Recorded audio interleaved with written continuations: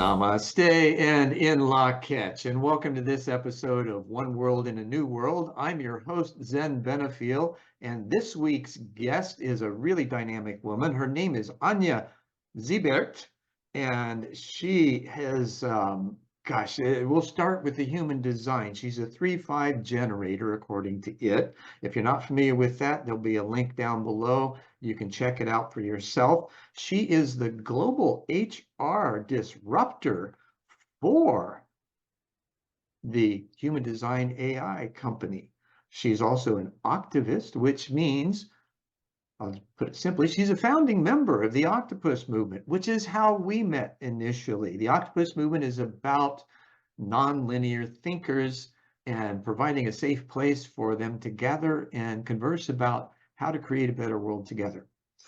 She also is a disruptor with authenticity. She is a soul compass pilot, which is a device that helps you determine where your flow is and how to better activate it and be in it.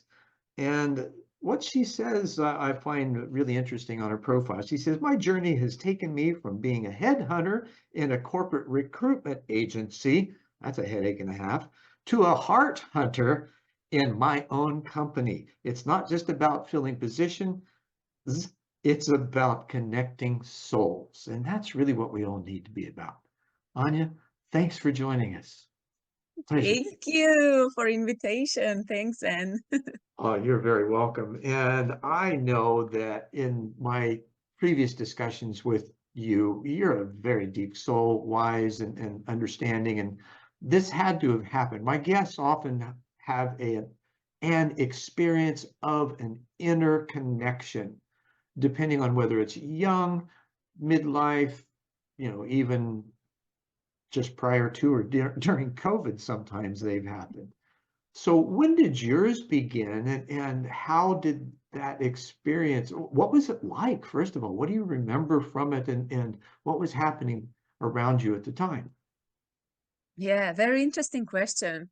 When I think about my professional career or like my purpose now, I always go back to 2005 when I heard this voice, free spirit, in my head.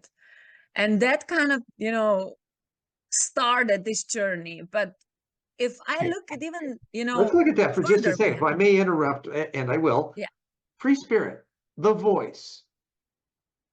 Where did it come from? How did you recognize it? What did it feel like when you heard it? Yeah. Interesting question, because I don't really remember how I felt. It was probably really weird, because in 2005, I was nowhere near spiritual awakening. Mm-hmm. I was nowhere near this awareness that I have today, or that I, got years later.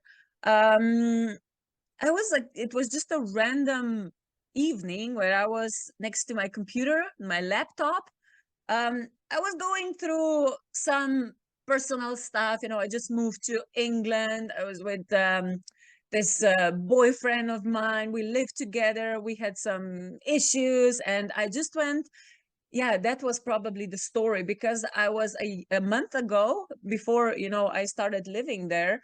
I found myself in this very, very interesting situation when I was selling books door to door in England. So that was the reason why I went to England, because this company was recruiting students to go work in England for a summer job, and I wasn't really aware what I'm getting myself into, and I just ended up as door-to-door sales by chance? salesperson. It was insane, because the thing was,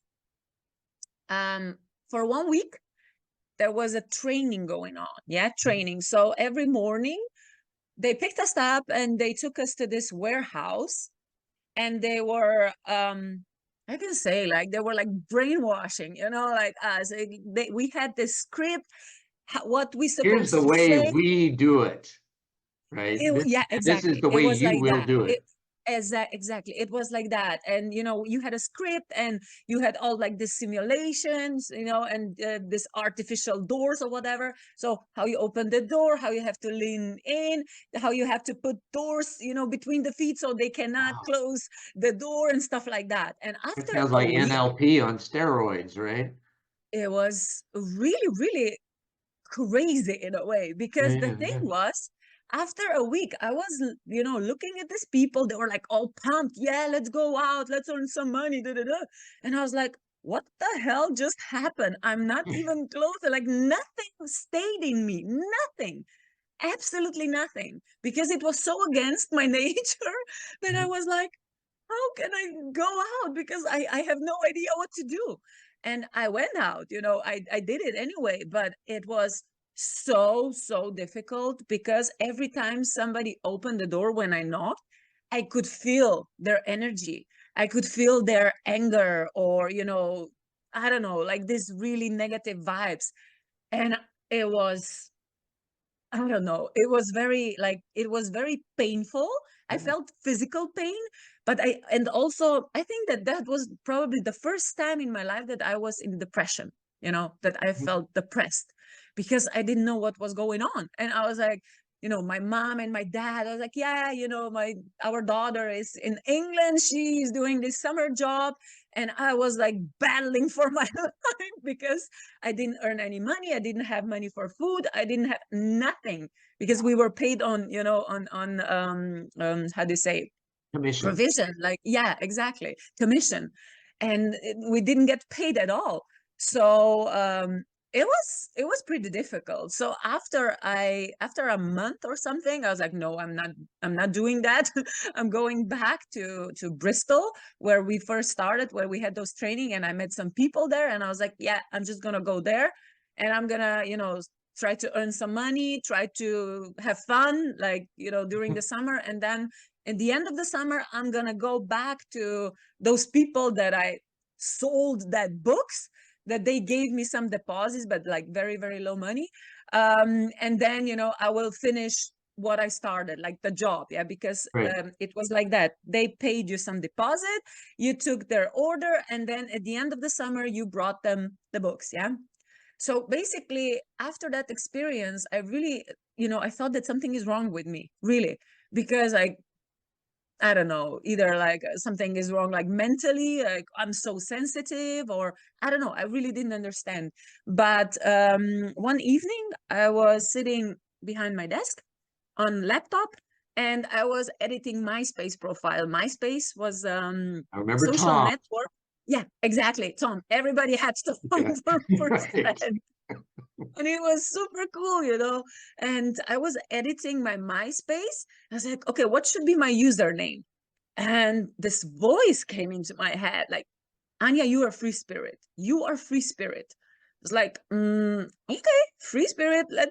That's cool. That's a good idea. And I put it free spirit. So I was free spirit everywhere. Yeah. Anja, free spirit. Everybody knew me, but I had absolutely no idea what that really meant. Yeah. I was like, yeah, Right. I'm a And where rebel. the voice I'm like, came from. Now, here's something that I find interesting, right? I think we all hear this voice from time to time. Most of us either second guess it or totally dismiss it immediately as some extraneous random thought that we don't need, don't want, and really don't care about. yeah, And yet, as you develop in your own self-awareness, you begin to realize, oh, it's those subtle things that make the biggest difference, the little details that you pay attention to, or those subtle impressions that you get, like the voice, that when you begin to pay attention to it, it's like a whole new world begins to unfold, right? Was that your experience as you began to unfold in asking more questions of where that come from and what's it all about and how does it fit? How do yeah, I fit? absolutely. Right? I mean, that's at that time, I wasn't really asking any questions. Hmm. Even like years later, I started asking questions, because I kind of, started this spiritual awakening journey. But Right? that was like years later. But in between, there were, I call it like breadcrumbs. Yeah, when you like look behind, and then you see like the path that you were walking, you know, like you were leaving those breadcrumbs, and now at that time they didn't make any sense. Now, so much sense. Yeah, so there were You like wouldn't these be who you are episodes. without them, right? Exactly. Yeah. So, you know, when I look back now, I see so many things happen that are really connected to what I am today, and what I'm doing today, and how I'm, you know, thinking today. But I was doing really everything what I was doing, it was really unconsciously. So basically I wasn't aware of spirituality, I wasn't aware of personal growth, you know. I wasn't even asking this kind of question, because I was living in this, I have to have a job, yeah, I have to have money to pay bills, I have to have a partner, I have to have a house, you know. Then I became a Yeah. mom, but it was all like what I should do, what I should do. I was always, yeah, you know, free spirit. I was always free spirit, you know. I always had my own mind, but when you were adjusting to that framework, um you were battling the battle, you know. So for example, when I Sure. was working in a corporate recruitment agency, I got this framework, you know, what is allowed and what is not, and how I should do my job. And I was like, yeah, I'm not going to do that. So basically, in the framework, I found my own way. And you know, I was breaking records. I was crushing KPIs and everything, but it was inside But you this were doing it your own framework, way. You which had the was framework. so, yeah, but it was so difficult, you know. Like it was very, very difficult for me, because of this inner battle, because I was doing it like in secretly, yeah. So basically in one Well, way, let's look at it, if we may, let's look at where that battle is or yeah, was, yeah, right? yeah, The battle exactly. wasn't with you. The No, battle with what was with the outer projections of what you thought you should be. exactly. That Yeah, situation. I've yeah, had similar when I was in my mid to late 20s. I worked for an aerospace or in the aerospace industry. Started out as a machinist and ended up in production control, which is the department that's in charge of everything and how everything operates, right? yeah, I had, uh, interestingly enough, I had accelerated promotional program, if you will. I went from being a swing shift expediter to a day shift job responsible for $7 million in shipments a month, 800 part numbers. And wow, I was at goal or above every month, had a great time. I was having fun, really enjoyed what I was doing. Other people liked me and would do things for me that wouldn't necessarily get done otherwise, just because of the personal relationships that I had. And about 6 or maybe 8 months in, two supervisors show up at my cubicle. And of course, I'm thinking, oh my God, what did I do? Right? Not one, but two. And I'm like, no, no, no, because they could see the look on my face. He said, we want to know what you're doing. And I said, why? He says, you're at the top of the production. 35 people. I'm the youngest and newest in the department. And like, what are you doing? I said, I just treat people how I want to be treated. You know, so it's interpersonal skills classes, or interpersonal skills, I guess, would be the answer. And so over the next 2.5 years, I pushed for having interpersonal skills classes in the department. Brought in a consultant, or was asked, brought in one, and then I got demoted in the same week that my divorce was final. So it's like, okay, I get the message. Don't rock the boat so much, you know. And I'm a company guy. When you, and as I'm sure you were too, you want to do the best you can do given the mission you have. yeah, Right? Even if the parameters that you're given as to how to do it don't necessarily fit your particular personality. You adjusted, you found a way to make it yours. yeah, And then you showed yourself by the results you got, as well as your superiors, that, hey, maybe there's something to this. And perhaps we ought to look at how we're doing business and maybe change a little bit, which is eventually what happened. A year and a half after I left the company, I ran into the purchasing department secretary, whose office or desk was right outside my cubicle as well. And she said, "You'll never guess what happened." I'm like, "What?" She goes, "They just instituted interpersonal skills classes, plant-wide." So it was roughly a 4-year process. Amazing. It got done. I wasn't there to see the results. However, rarely are we, right? We go in, we stir the pot and fire starters, and then we move on. And Yeah. just as you did. Yeah, I mean, it was a little bit different with me because I had to explain myself all the time. Like the environment wasn't really, like this change friendly. Right. So basically, I was, Yeah, headhunters, yeah, proving that's a ruthless. it kind of was, but it was from 2016. So in 2016, I started. In 2017, I got my first past life regression. Mm. And after that experience, oh my God, that was so surreal. I want to When find out people more were, about that. yeah, Before we do, though, I want to go back and, there's this, as you mentioned, the breadcrumbs, right? yeah, You're looking back and essentially harvesting your past. Because I didn't hear you have any twinges of regret or any of those kinds of mm, disconnected feelings from it. You actually saw how it got you where you were or are, and then uh, accepted that as part of the process and a wonderful part of us. Now, I see that as harvesting the past. We tend today, to look yeah, back and yeah, regret and or take those regrets and project them into the future so that we don't experience that instead of, okay, now what was this like? And just taking having an observational view, yeah, a non-emotional view of exactly, yeah. those I points of think so that's more. Go ahead. yeah, that's super important when you come to a point when you look back and it's like no regrets. It's just like I did what I could do, with the knowledge that I had at that point. Right. And No yeah, mistakes. yeah, Everything is just a stepping exactly. stone in the learning of your life. Exactly. Exactly.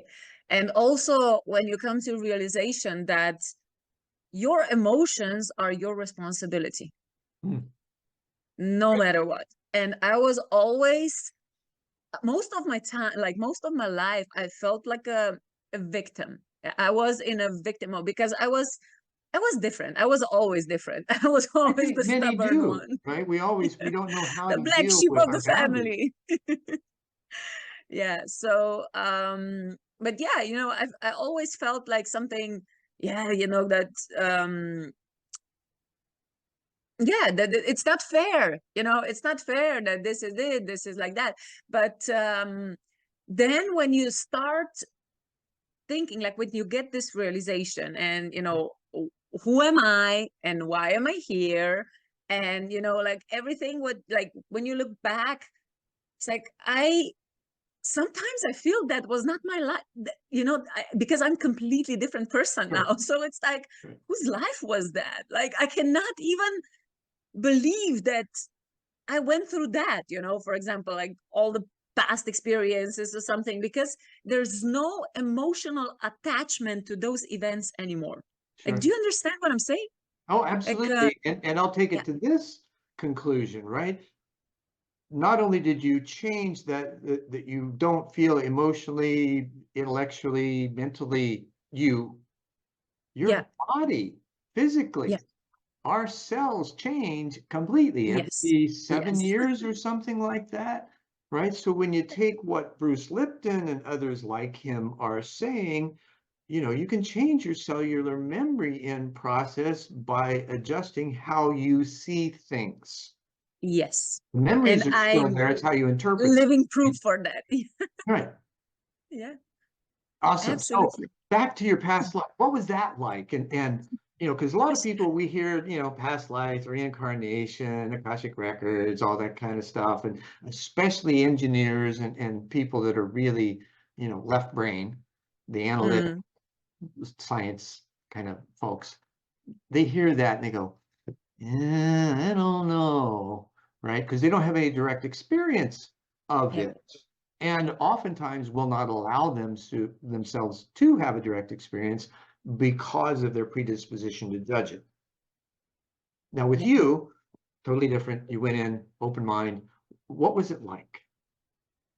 Wow, that was really, I mean, it was really profound experience. It was, Michael Newton, the past life regression. So it's he was, yeah, he There's only still four and a has. half billion people here. I don't know all of them yet.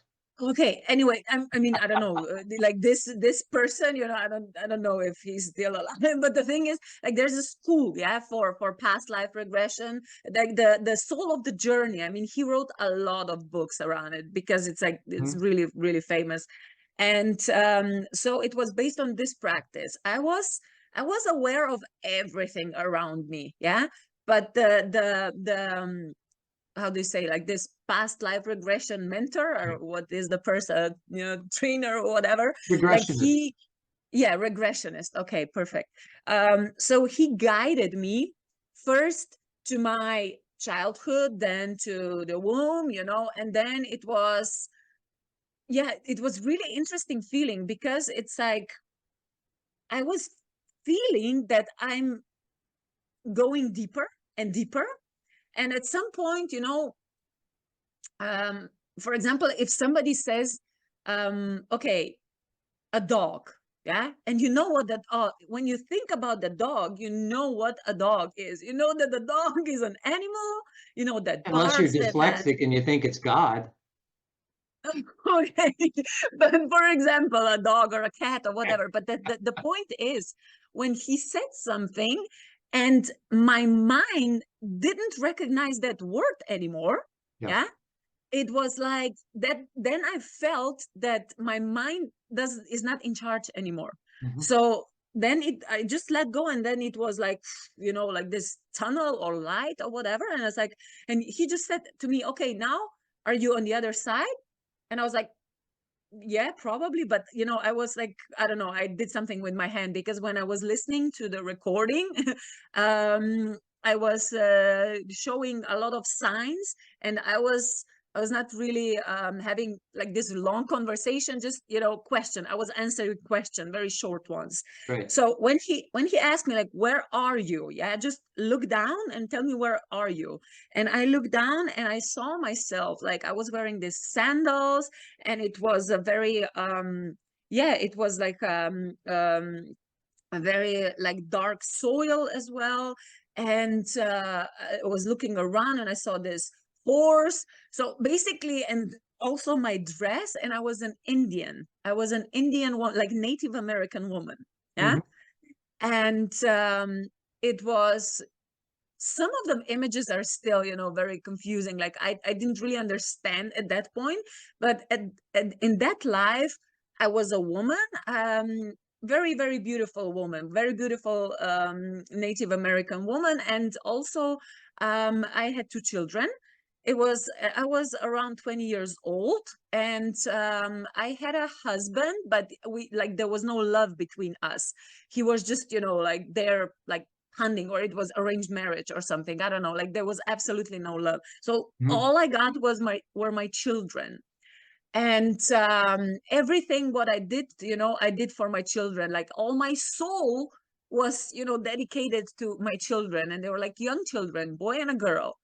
And then the regressionist asked me, now go forward to the day that you die, yeah. And I was like, okay. And suddenly I was around 40 years old, and I was standing on a cliff.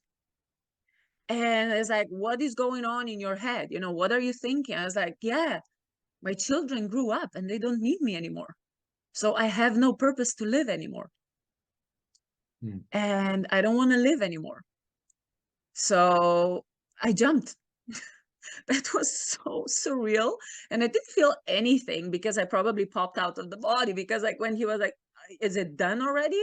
And I was Right. like, yes. So what do you see? And I just looked down and I saw my body laying there. I didn't feel anything. I was up. It was like, so he was like, so how do you look like? And I was like, I'm this sparkling balls of energy, or, something like up in the air. And when he asked me, how do you feel? I just said, I'm so happy to go back home. And I think like at that moment, every time when I remembered after the regression, when I remembered that sentence, you cannot go back into your previous life when you know that. Absolutely. Um, And the other thing that it makes available, I've always felt mine's like a computer, right? It stores everything. And the analogy is perfect because we got files, right? yeah, And we got folders and folders of files and files. Now that file, you have the sensation, the memory, the ability to call it up whenever you want and use that sensation of feeling connected, right? yeah, Home yeah, at any moment. So part of what that allowed you to do, from what I'm hearing you say, is that it allowed you to reference that on a go forward basis.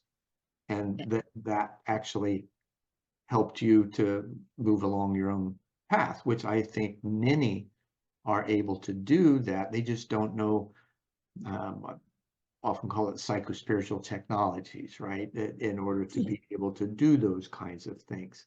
And they're really pretty simple. It's just a discipline that you've got to have to do it. Now, coming out of that, speaking of discipline, what did you notice in the changes in your own discipline?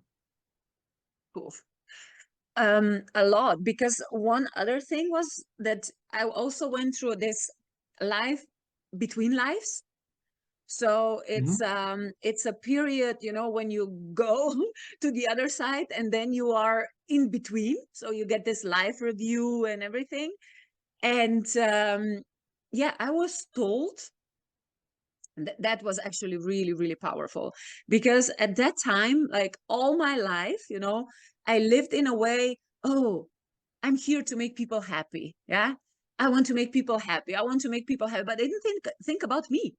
I was just giving. I was just giving. I have to make people happy. I don't know if I'm happy, but when I see somebody that I made somebody happy, then that my life is really, really is complete. But and That's I'm actually a fulfilled. little more ego than you realize, though, right? Exactly, exactly. But the thing is that when they told me, I was told that, okay, Anja, this is not sustainable. Yeah. You have to focus on yourself. You have to focus on yourself, because if you will not focus on yourself, um, yeah, nothing good's gonna happen, because you cannot influence people that they can, that they should be happy or can be happy or whatever. Like, first you have to put focus on yourself, and you radiate, like, whatever you are feeling, like happiness or whatever, and they can decide. And then you share that They, happiness because you are exactly, it, and they will automatically pick it up and most often exactly. reflect it. That was complete game changer for me, because I never saw from this perspective. I never understood that. We were always taught, hey, be a good girl, you have to obey, you have to do whatever they tell you, you have to be kind, you have to be nice, you have to make people happy, you know and yeah, I was living by these rules. Right. And when I And it's got that more so you're living by message, prescriptive rules rather yeah, than the voluntary ones of which you yeah, choose to participate in, which are self-love driven. yeah, yeah, exactly. And you know what? Then, like a lot of people, and I also didn't know what that means. Self-love? Hmm. What the hell is self-love? It Like often what? Like, sounds yeah, very I like selfish, doesn't myself, it? I Right? like myself, or whatever. Yeah. Self-love is like the foundation of everything, Mhm. everything. So that was kind of the first message that I got, up there or wherever. So, and it changed absolutely everything, because I was like, okay, for 32 years or 34, or well, how old I was, but it was like, I lived like this, and now you're telling me that this is not okay. Like, if you take this away from me, who am I? You know, like, for example, when somebody is working in one company, um, as a sales manager or director or whatever, and then like he's really or she's really identifying with that title, Yeah, and right. That's who they everything are. is What based. they do is who they are. Exactly. So when you take that away from them, they are completely lost, because they don't know who they are. So Mhm. that was for me as well, like I didn't know who I was. So after that experience, that was really difficult, because everything started collapsing. Everything like was, you know, falling apart. Everything. Because I I heard switched it my say, perspective and who was it? I don't remember who it was that said it, but a breakthrough is actually a series of breakdowns. oh yes. Oh, absolutely. But for example, today when I'm talking that to people, yeah, when I'm like people who are going through spiritual awakening, or they are like starting to ask like questions, Mhm. or questioning themselves, like, who am I, I want to know more, or stuff like that. I was like, a lot of things will change, like a lot of things. It's really, really important that you face your shadows. It's really important that you start discovering like all these layers. But you have to know something: you are not alone. You are never alone. You may feel lonely and it will be difficult, but you are never alone. So when I Great. was going through my journey, I felt alone. I felt like it was, and I know that a lot of people, We all do. yeah. And All do. today, I think because we are really raising consciousness, and we are really connected. I mean, it's absolutely incredible, especially in last 2 years, I think, how we are connecting. I was just going to go there. Thank you for picking that up without me having to say a word. In the advent of this catastrophic event that we call many names, of which shall remain nameless for this purpose. Heavy. Don't want to label it, right? When it was going on, and with this new view that you had, what did you see? Did you witness people going into the really fear-based, just a negative spiral, or did you see them asking more? With the obsession on self-hygiene and self-castration, it gave people an opportunity to pause, reflect, dive inside, and ask questions like you were talking about. Who am I? Mm-hmm. Here to do? Mm, What do I believe in? Who do I believe in? What am I willing to do about that? And how do I mm. want to live? And then we go back to, okay, it's all over now, and we're going back to normal. And that You normal cannot. no longer available. No. Yeah. Did you see those things? How did you? I'm sure you saw both, as most of us have, that are looking Yes. anyway. Yeah. What do you notice as far as what's happening as a result of that period? Um, yeah. I mean, a lot of people lost a lot of stuff. Yeah. Lost, like, because they, I don't know, when first, like with first step that you make towards your inner world, Mm-hmm. every step towards your inner world has consequence. And that consequence is like outside of you, in your world, things will start shifting. Like people will start disappearing, things will start crumbling Like a or whatever. cleanup Because crew, right? yes, exactly, because it's making space for new stuff. But when that's happening, you don't know. You're like, you wait, don't wait, see come it like back, that. come back. Exactly. Exactly. Yeah.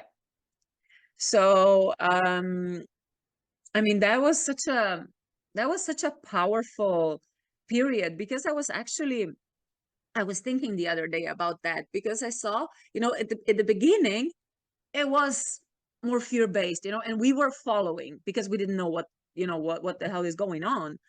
But then, more people were spending more time with themselves, yeah, like isolated. And it was like, why? Yeah. After a while. At first, it was, yeah, okay, we have to do this, yeah. But then after a while, it was like, why?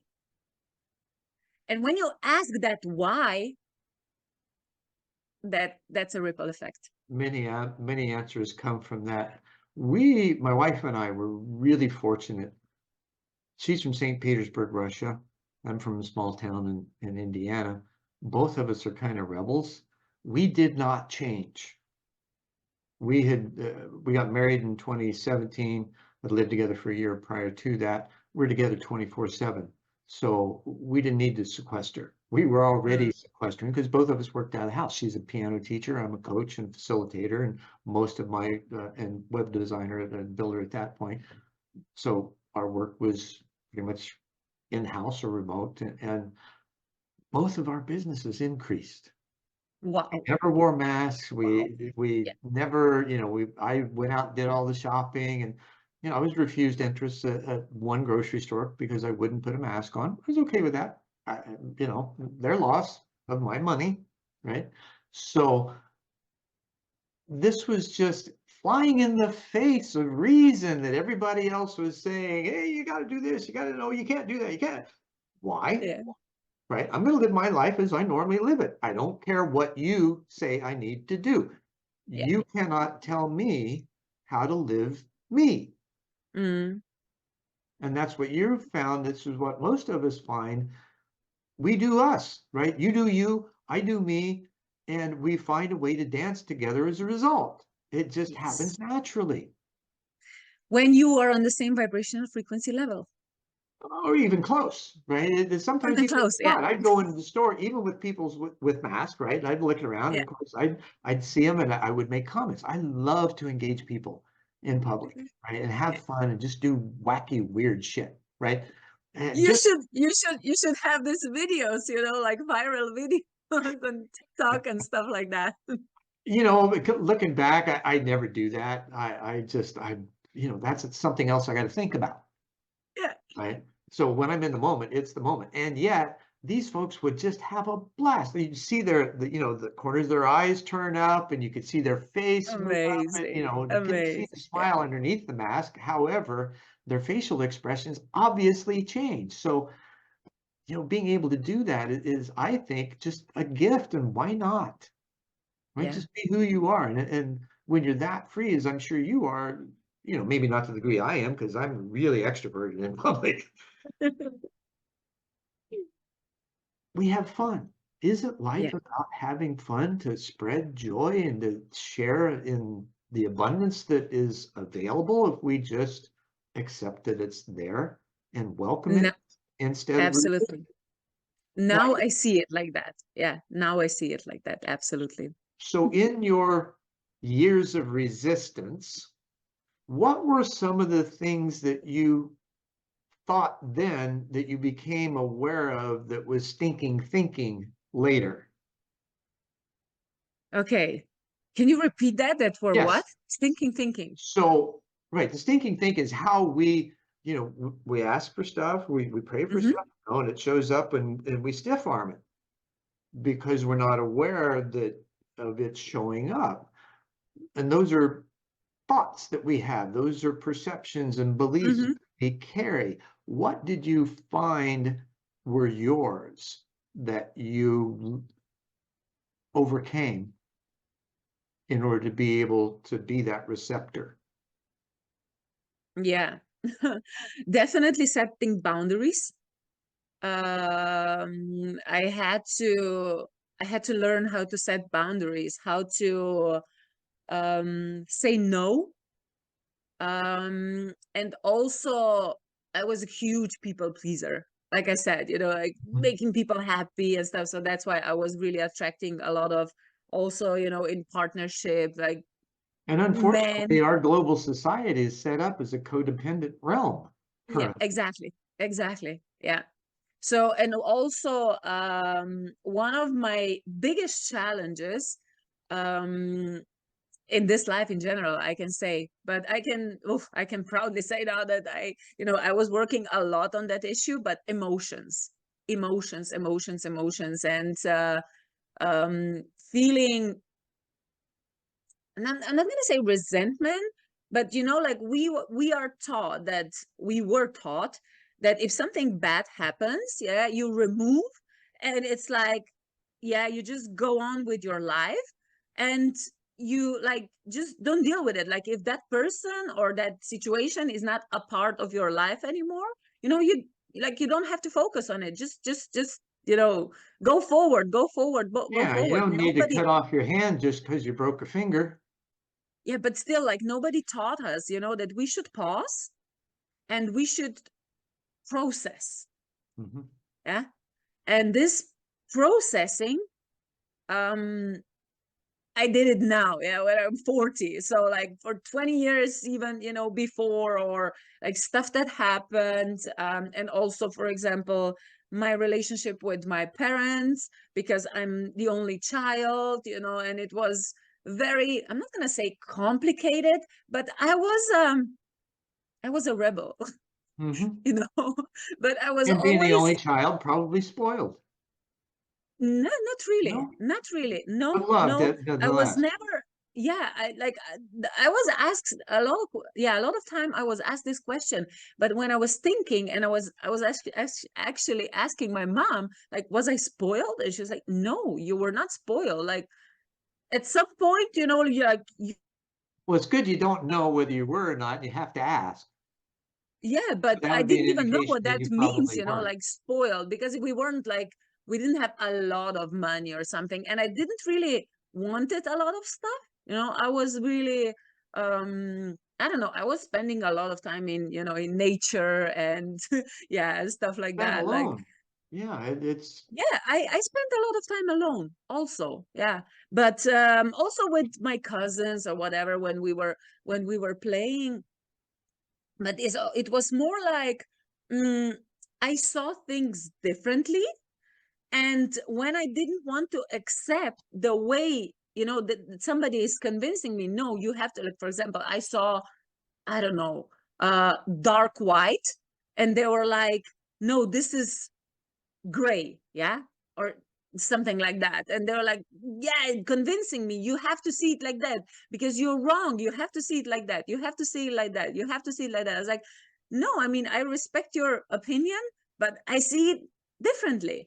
And there was this battle all the time. So that's why I was always, oh, you are the worst, you are the complicator, you are this and this and this. But all I want is like, how, like, why don't you let me have my own opinion?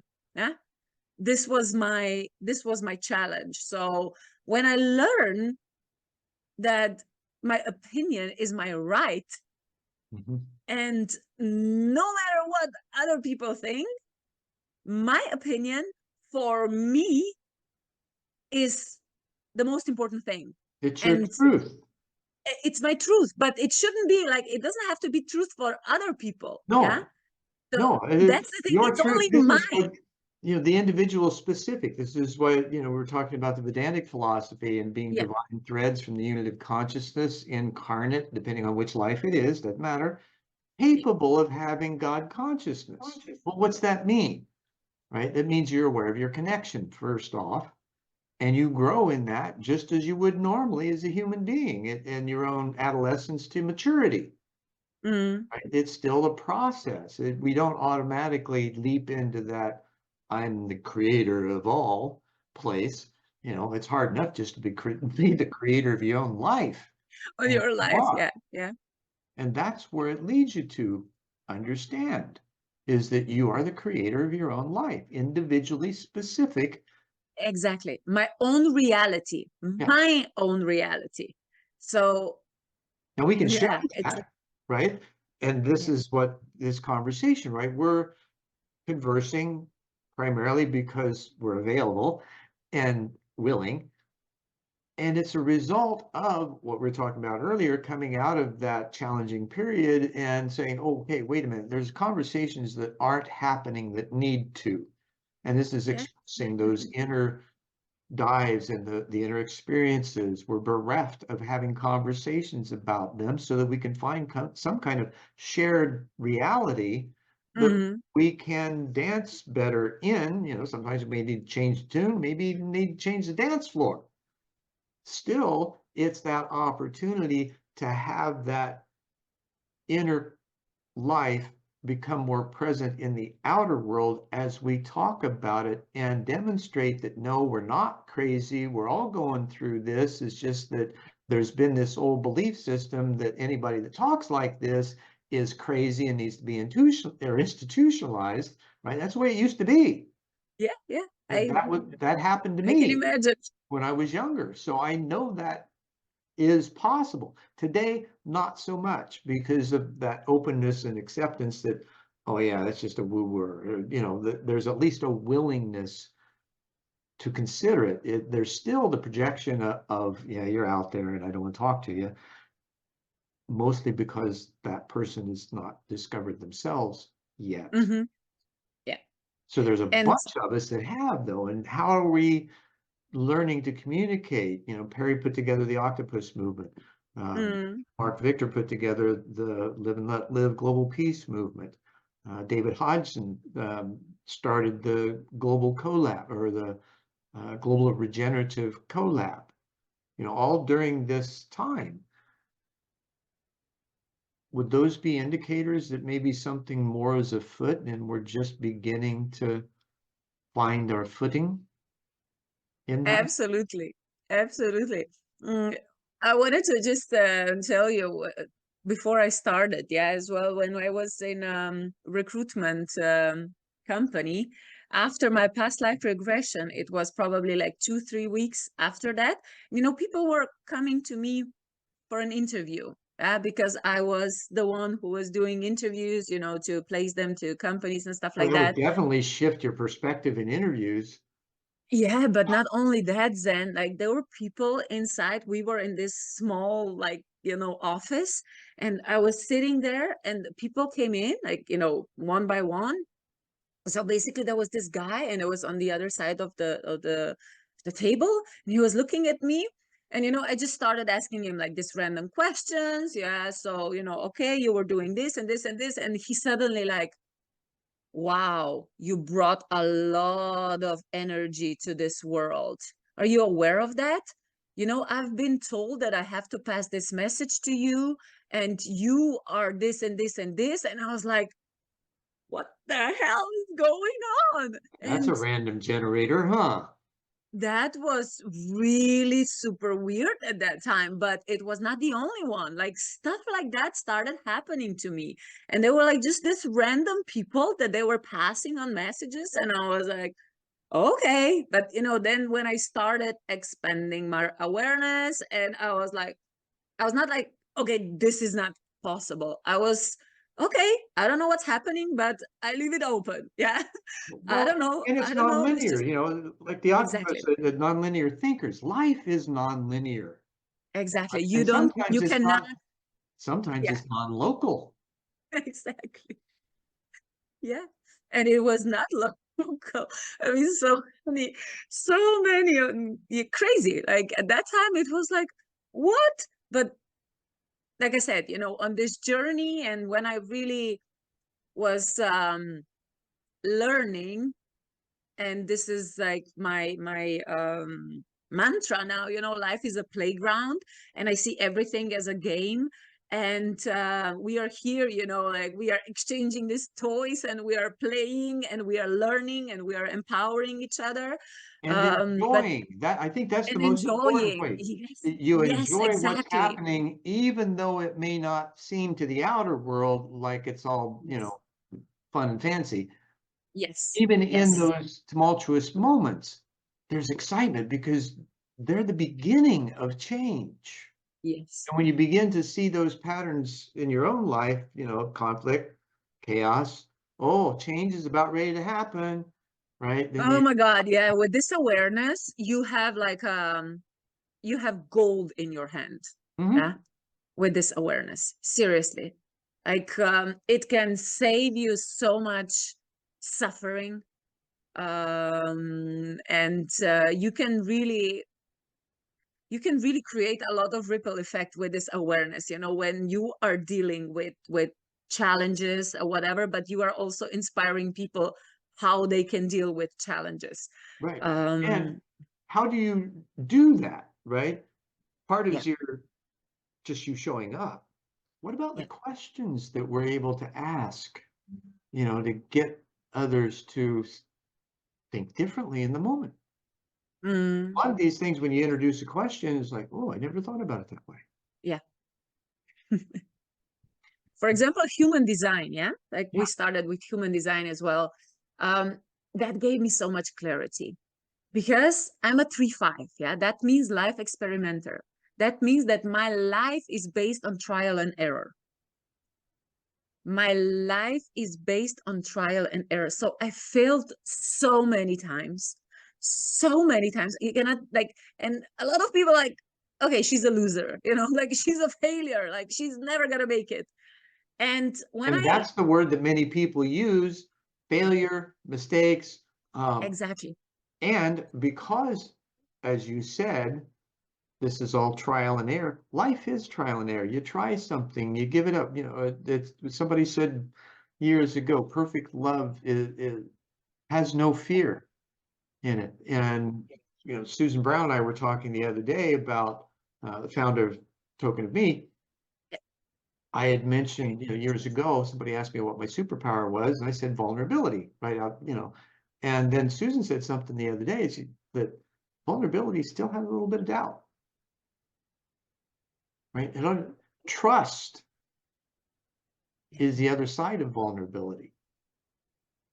And when you can activate that in yourself, how did you find this element of trust in yourself, and how did the increments take place? Because I know it wasn't all just, one foul swoop. Oh, yeah, Hmm. trust myself. Yeah, yeah. It's incremental. Well, yeah, I mean, when I think about it, like after, you know, like when I founded my own company, so it was in 2020, after I got fired from my last job because of, you know, that period that we're not gonna mention. But in 2020, I started my own company, Free Spirit Human Capital. And then it was, yeah, changes just it started happening. So my relationship fell apart. I moved out of this dream house that we bought a while ago, and I found myself in situation then without nothing, nothing, no money, no home, no relationship, no job. I mean, I had my own company, but I wasn't really, you know, like Wow. earning money and stuff. What So a what a the freaking thing was, opportunity. yes, I wasn't thinking about this, you know, like I was on my Oh yeah, you were journey, in the but midst still. of despair at that point, I'm sure. But you know what was really, really Sure. powerful at that Yeah. point? When I got myself out of it, I was and I am fearless for that kind of stuff. Yeah. Like I'm not afraid of losing, I don't know, a roof over my head Right. because I already did that. You know, like I know that I can, like, if I did that or like my car or whatever, I know that I can get a, you know, new one. Sure. I did it one more time. I can do it again. So There's an I'm old not saying, we can I'm not always begin again. yes, but the thing is like I don't feel so much fear, yeah, of losing my life in that way. So ego death, yeah, like if Right. we define this like ego death, I know that I don't know what's gonna happen, but I'm not afraid of ego death anymore. And that I got from that situation. And when I find myself, you know, in this situation, whatever, it's like I just think about, okay, first of all, I know that I'm a 3-5 generator. So that means every time when I fall and every time I get back up, I have more wisdom. I'm stronger. I'm more It's a spiral, not resilient. a whirlpool. And I'm more resilient, but I also, like everything what I'm doing is really heart centered. Everything is based on heart energy. Everything is based on love now with me. So I'm fighting the system with love. I'm fighting everything or everyone who they are attacking me or whatever with love, with heart energy. And this is my path now. So yeah. So back to those Oh my gosh. incremental stages that you went through in order to help Yeah, others maybe identify what they're going through. And yeah, you lost things, you ended with nothing, which gave you the perfect opportunity to begin again. And that is true. We can always begin again. That's the thing we forget. it's not easy, Zen. It's definitely not easy. And Oh, I'm still, building like is it? everything. Yeah. Right? Is that not? And I felt that way. And then Mm-hmm. I realized, it's actually really simple and it is easy. It's just the discipline to maintain that awareness That's true. because Yeah. others will tell you it isn't. Yeah. Because that's the That first is true. defense. Oh, it's Yeah. so hard. Man, I don't want to do it. I'm so, well, no, you're just lazy, dude.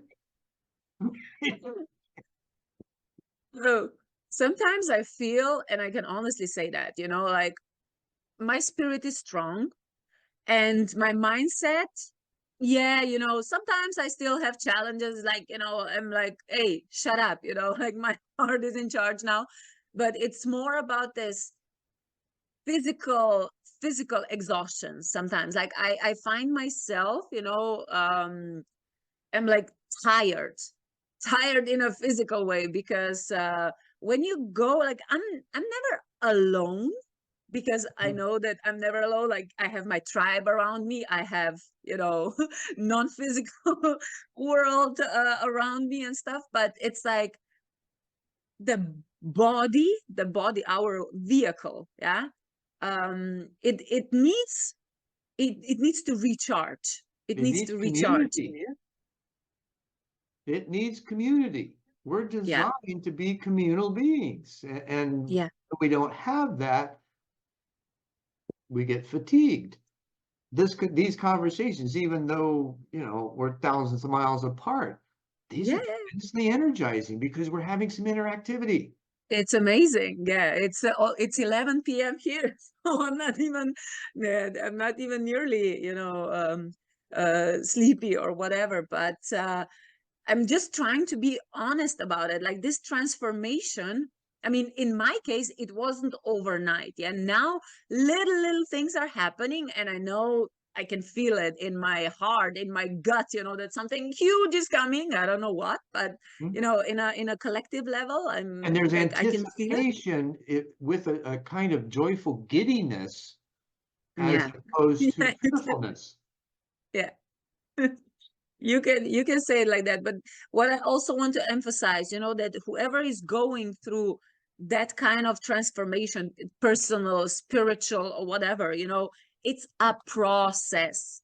It's Right. a process. So even though outside world, sees, wow, she has it all, she has this, but it's not only me. Like, for example, any other person, yeah. But when I'm talking to people, we are still having, our own challenges. Yeah, Mhm. we like climbed massive rock. Yeah, we were like a mountain or whatever, and we came on top, and we were like, yeah, like there's this checkpoint. But there are different challenges every time. I Right. think it's like it's non-ending journey, but Not at the all. thing is that I just learned how to enjoy, like you said it. Yeah, it's like we just have to learn how to enjoy it, Absolutely. enjoy the And you don't have process. to force yourself into doing something that you Yeah. don't feel comfortable with. You mentioned rock climbing.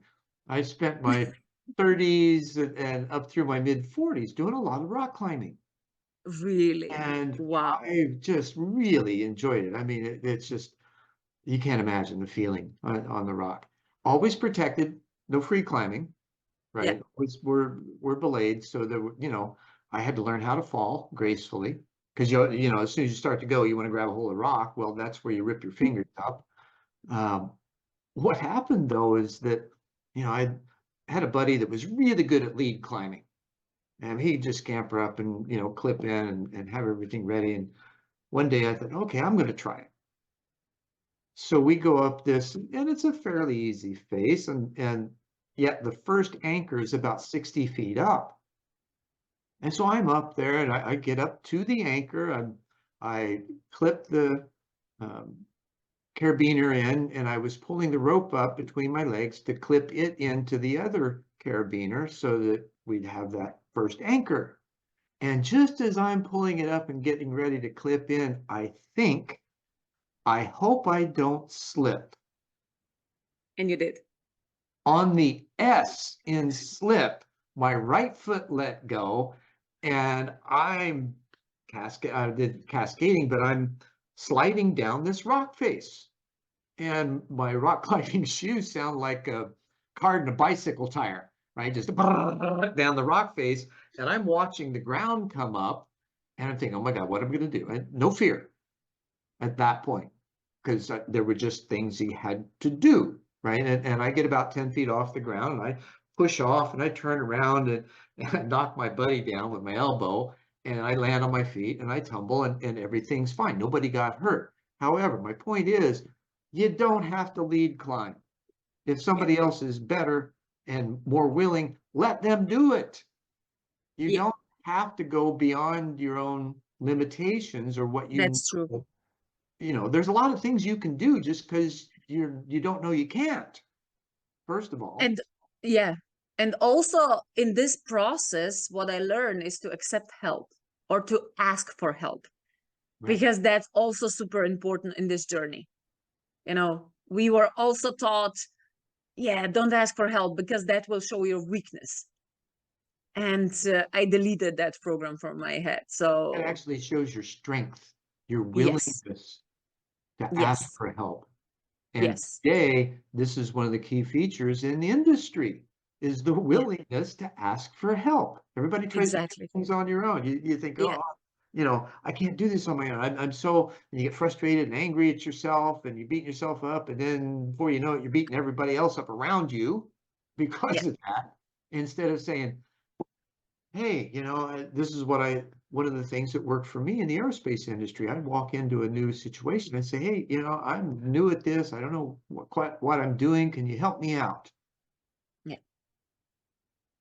Yeah, That, in a workspace, absolutely, but also in personal life. When you oh go yeah, through this personal transformation, we are so afraid to ask for help because we are afraid to be rejected or to show our weakness, you know. So it's like, oh my God, I failed, you know. And no, it's not like that. When you have the right people around you, it's a gift. Yeah, it's a gift. sure. And And we should sometimes just even accept when you it. know what and how, or how and what to do, Mhm.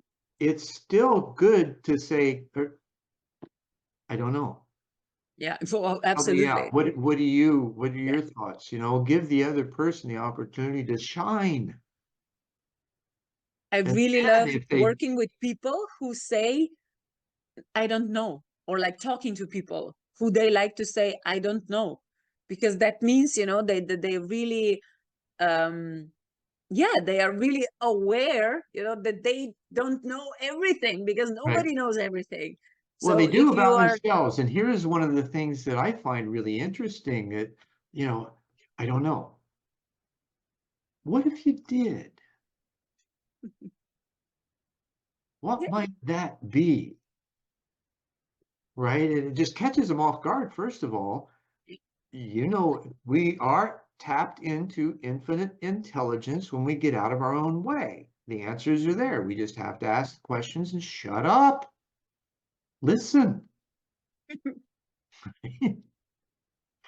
So yeah, that gives the opportunity for that to happen, for you to, you know, dive into your own wisdom, your own insight, your experience, and draw upon that, which is what educate means, to draw out. Wow. So in doing that, it gives the opportunity for tremendous growth, and a boost in confidence to the other person, right? This is what servant leadership's about, Yeah. empowering others. You don't Yes. matter. What matters is how you can empower the others around you to do their job to their best. We rise by lifting others. Yeah. Yep, absolutely. I wanted to tell you one more thing. If we jump back to rock climbing, I was Sure. actually yesterday, I was at the cinema and I was watching this absolutely amazing documentary about rock climbing. So it was resistance climbing. I would really suggest you check it out. It's about it's in Palestinian, yeah, in Palestinian country. So how they are like with rock climbing, how they are battling the system, how they are, like living in the middle of the war, and how they found purpose, like life purpose in rock climbing. And this guy from America, like he came out of nowhere and he started this rock climbing association and movement in the middle of war zone, uh, and it's absolutely incredible. It's like one of the best documentaries that I've seen in my life. Seriously, I Oh, was that's blown fantastic. away. Yeah. I'll look it up, maybe even stick it in the description below if I can find it. Yeah, yeah, Uh, yeah. I will definitely you're post it. Yeah, right. I mean, yesterday I was watching, so that alone, you don't realize just how much of a confidence builder it is. There's team sports, there's individual sports, and the individual sports like rock climbing, and you still have to have a partner if you're doing it, someone to play. yeah, However, in the independent sports like golf, those types of things, it's really the development of your own focus. yeah. Team sports a little different. Again, what you're doing, quarterback isn't successful because he's a good quarterback. He's successful because the He's team strong. works Yeah, together. yeah. Also, Right. it's all about coherence. Yep. Absolutely. And that's just a wonderful term. It is. The coherence of your heart and the world and those around you. As you've gone through this, was there a piece of advice that you gave yourself on a continual basis to help you continue the progress in the process? Yeah, I mean, constantly, of course. Oh, I learned how to talk to myself really on a lot of occasions. I could use this skill that I developed. So yeah, definitely. I mean, with human design, like I said, it really gave me a lot of clarity. It really gave me a lot of clarity.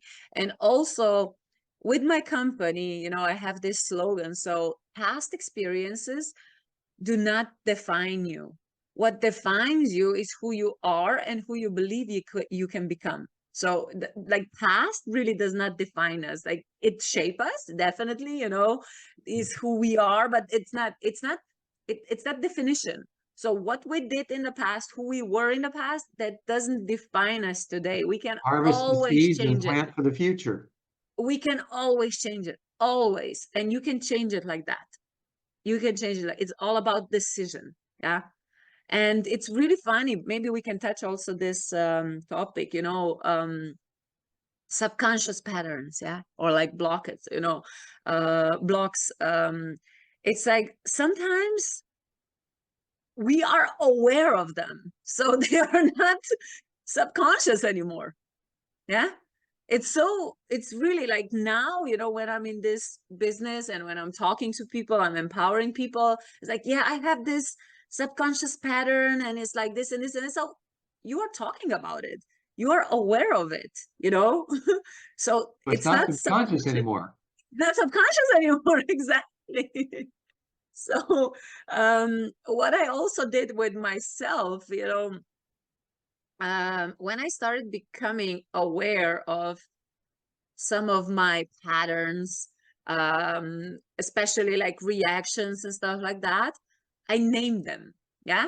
So I named them, like, for example, when I was triggered, or like there was anger or frustration or whatever, it was, it was more Slovenian names, but let's say like John, Rebecca, or like, oh yeah, like Well, you made them Miss Piggy came, like I named right, so them. you make them So friends, and in that yeah, way you embrace exactly, them rather than reject exactly, them. exactly. So this is something that I would really suggest whoever is listening, just to name your triggers or patterns or whatever. And when you recognize them, that they are present, you just say, hey, you came back. So what do you want this time? Let's have a beer. Let's, I don't know, watch a Netflix or something. But then I don't need you anymore. Get out. Like, I don't need you anymore. So you are just talking, like, you accept them, but you say, like, you know what? You came for a visit. Now you can go. And for me, that was very, very, very powerful, because I wasn't resisting anymore. Mhm. I wasn't fighting anymore, because like, where your focus goes, energy flows. And when I started living what I was thinking, what I was saying, yeah, Well, it became much easier. Anya, this has just been a phenomenal conversation, and parting is such sweet sorrow. We will meet again soon, I'm sure. Thank you so much for your insight and sharing your wisdom and moments of your life that I'm sure were tender, and your willingness to share those. I really appreciate, and I know our audience will too. They'll see a lot of them in you, I'm sure. Thanks, and it was pleasure for me as well. And yeah, let's continue with this. Very good. Thank you. Thanks again. And namaste and in la catch. And thanks for sticking with us for this episode of One World in a New World. I'm Zen Benefiel, your host, and I will see you next time.